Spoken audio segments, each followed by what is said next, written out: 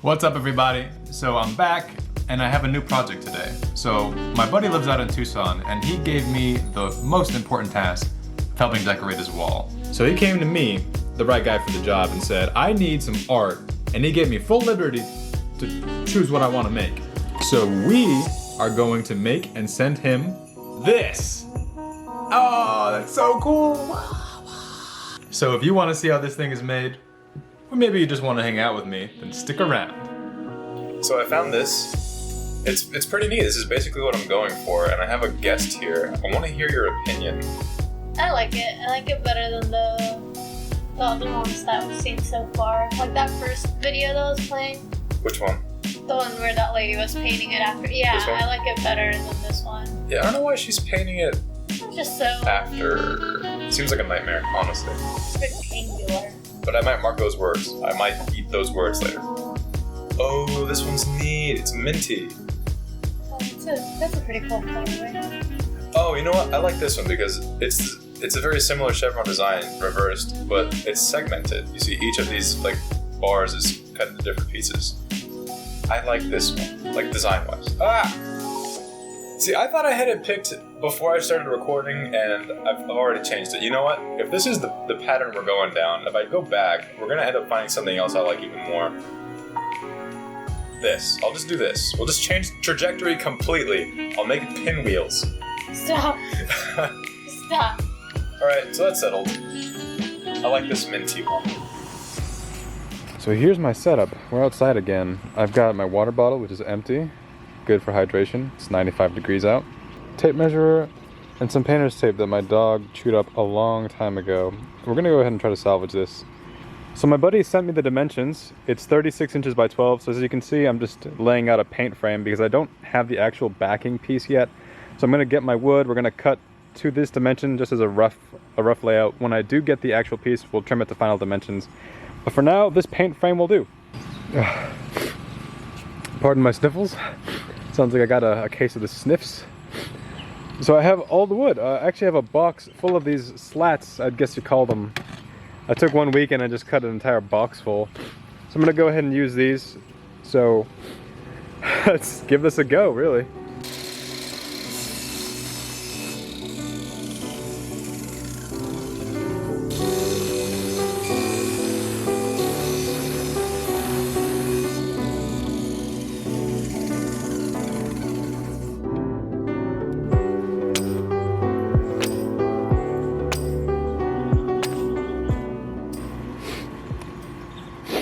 Still here with sniffles. I tried to put this together, guys. Just, dry fit. And do you see what I'm seeing? You see a gap right there? It's like you just goof sometimes. Why? Man. I'll be right back. This slot is where the saw comes in. This is for the 45-degree angle that I wanted. I don't even have to pull the saw down. You can see that this line where the saw blade comes in is not parallel with the 45, which in other words means I goofed. I goofed big time. Okay, yeah, I'll just come back tomorrow. Yep.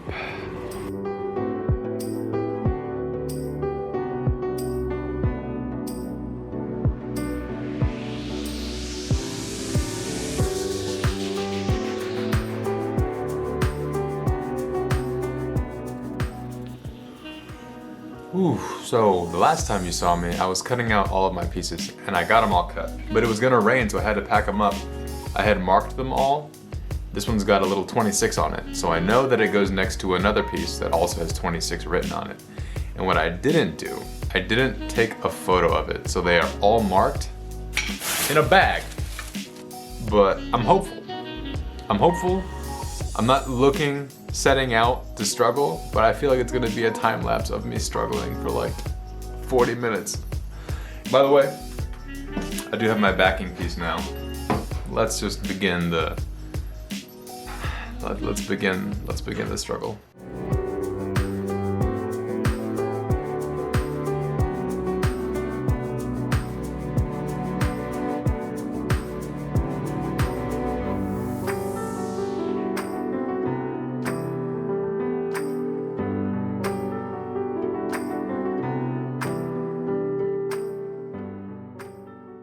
As a cool little side note about this project that I'm working on, it's made entirely of pallet wood, and when you're dealing with pallet wood, you'll often find wood in two different types. Most common is the pine wood. You can tell by the grain, and when you're cutting it, sometimes you can smell it. Less often you'll get this denser wood, which is typically oak. So, not that it really matters to the structural integrity of this piece, but what I did is I made the entire inner portion, this diagonal chevron style, in pine wood, and this outer kind of triangular meeting piece on both sides, I made it of oak. It's just kind of a cool little side note.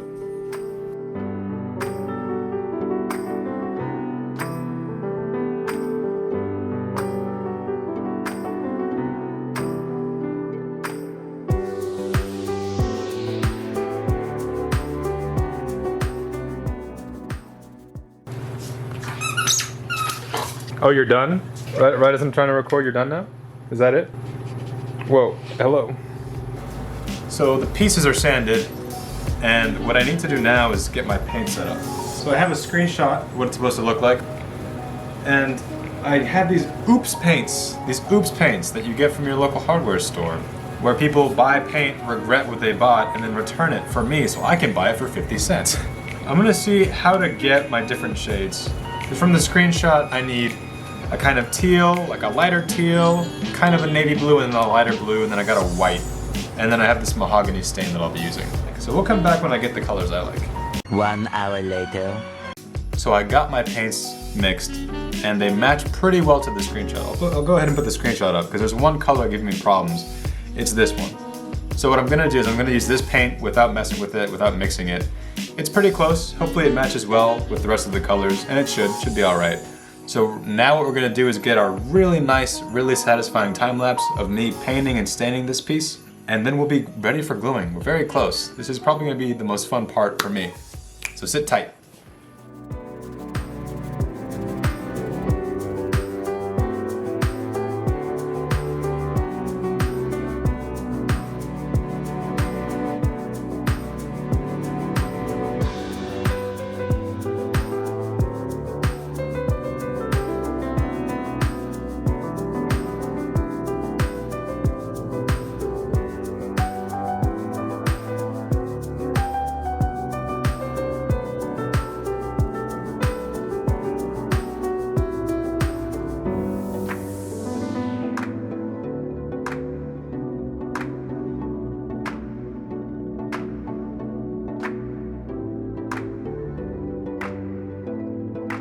I recall saying that painting this would be the most fun part for me, but it was kind of tedious because like I ran out of paint at one point and I had to go and mix it up. So there's actually two shades that are supposed to be the same color and they're slightly off, and I'm not going to tell you which ones they are. So you'll have to guess for yourself. But the end result, look at that. So nice. I did a dry fit here on the coffee table just to make sure the pieces aligned, and it turned out pretty well. So now I have these lines drawn on the backing piece just to help me align it when I transfer them from the table to the MDF. Wish me luck, because the dry fit worked out pretty well, so in theory we should be good. It should be pretty straightforward. 20 minutes later. I chickened out. I've already chickened out. I'm honestly just afraid to approach this. I'm afraid of screwing it up, so I figured I would spend a minute to talk about it. Because I'm crafting this, right, and I want it to turn out really well. I guess I just need to stop expecting perfection out of this. Like, it's gonna be pretty good, and I know it's gonna be pretty good, because the things that I do usually end up turning out pretty good, and pretty good's pretty good. So it isn't, hardly anything needs to be perfect, right? So I'm gonna stop delaying, staring at it, hoping that it turns out all right. I'm just gonna do it. If it's not perfect, then it's not perfect. I mean, what is? So we'll just start the time lapse and we'll just do it. Let's go.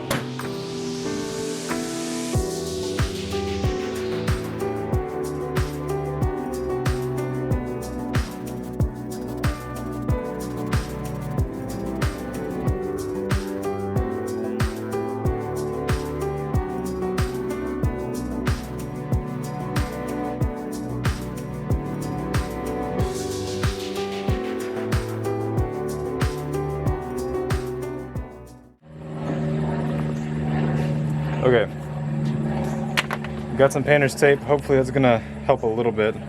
I'm expecting paint to come off. It's not the end of the world. Flip you over. all nice and careful like. This is where we're cutting. Let's do this. A few moments later. That's not gonna help me. It's so hot out here. I'm sweating like crazy already. Oh, I'm so nervous.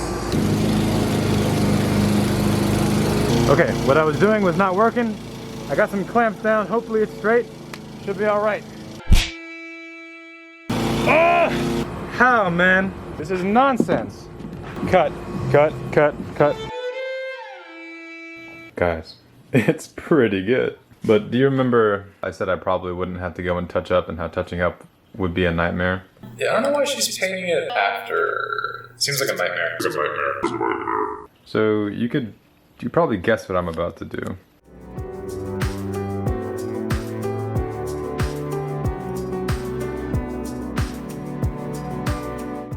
Sorry if I keep on doing shots of this while I just say how beautiful it is, because I feel it's just so good. I did such a good job. I cut out a really rough frame, and before I continue cutting them down to get a perfect fit at the corners, I want to decide now if I want to have it stay as natural wood or if I want to stain it. If I was going to stain it, I thought maybe I would do like the chocolate stain, this dark mahogany, whatever it is, just to kind of, I guess, encapsulate the piece. And I guess a darker stain would also help hide any imperfections that you might find, which there aren't any. But I also like the contrast with the natural wood. There's like no natural wood anywhere here. So I'm gonna decide. Of course, you guys are gonna see what decision I come to.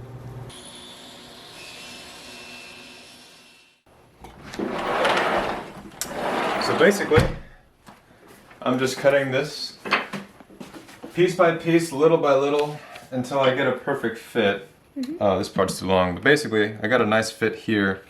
So I'm just trimming this part to length until I get a good fit. And I'm opening the door like every 30 seconds, which is probably gonna ruin the AC. Defeats the point. That's the move right now. That's what we're doing. Ooh, I got the frame around, but I ran into a problem. These long boards have a slight bow to them, so I clamped it in the middle here, but I only own 2 clamps. And do you see my dilemma here? I need a 3rd clamp.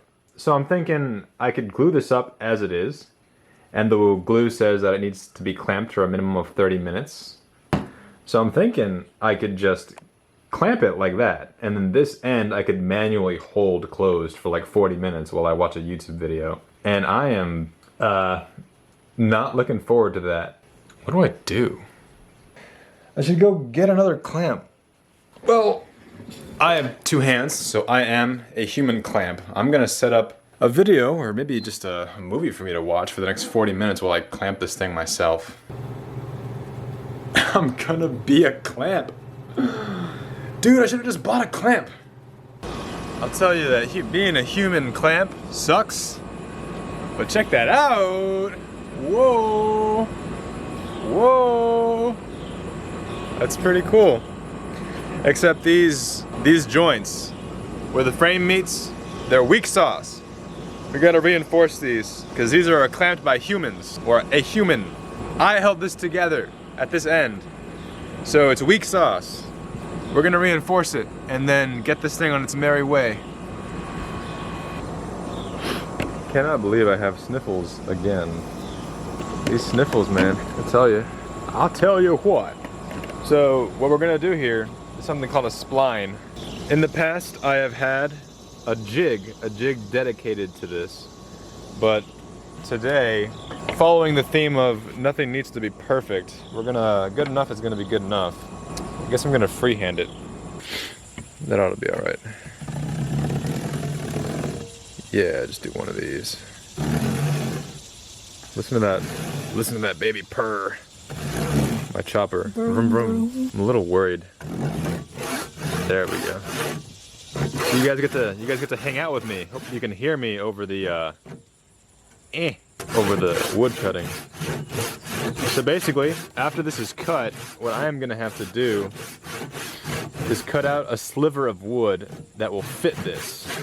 And then that sliver of wood is going to get glued in this gap in my spline, where Maybe this gap is the spline. Maybe the wood that goes in this gap is the spline. At some point, there's a spline somewhere. And I believe the further in we go, the stronger this joint will be. And that ought to do it. So, we're about that far. Yeah, why am I so good, guys? That's how people should talk to themselves. They should ask themselves why they're so good more often, as opposed to why they suck at something. I hear that all the time, like, oh my god, I suck at this. It's like, why can't you say, man, I'm so great at this? Here's an example. One of the little slivers I cut out. So ideally, this would fit right inside. My spline is way too big. Man, I'm so great at this. Do I want the spline thinner? It's a good spline. It's a good spline width. So this one ought to do it. No, come on. No, come on.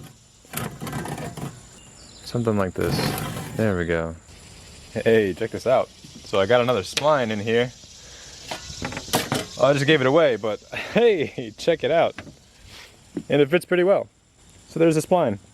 The fact that we're gonna get glue in there and the fact that there is a piece in here at all should do wonders for the frame. So I'm gonna go ahead and do 3 more of these, try to replicate as best I can.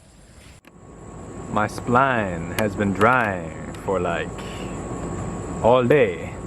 Time to saw this baby off. Probably like this, I guess. Yeah, we'll just try not to ruin the frame. Oh, I might be digging into the frame. No, I think we're good. I feel like I should at least record the first one, you know, and then I'll handle the other ones by myself. Oh no, oh no, we're good. Okay, good. Just want to hang out with you guys, let you know what's going on in my mind. It's been an alright day, it's been hot. Ah! That's a way to do it, I guess. Oh man, I'm just glad that could have been bad, but it worked out. How'd you even, there we go. That wood glue, I'm telling you, that wood glue is something else. They advertise wood glue as being stronger than wood. The wood will break and fail before the glue does. Yeah, there we go. But it was hot today. Really hot. I come out here and I start sweating buckets like immediately. That one sounded pretty well. Maybe that spline was just thinner? You know, I'm not a robot, so it's never perfect. That frame's gonna be strong, it's nice. And yeah, it's pretty sweet.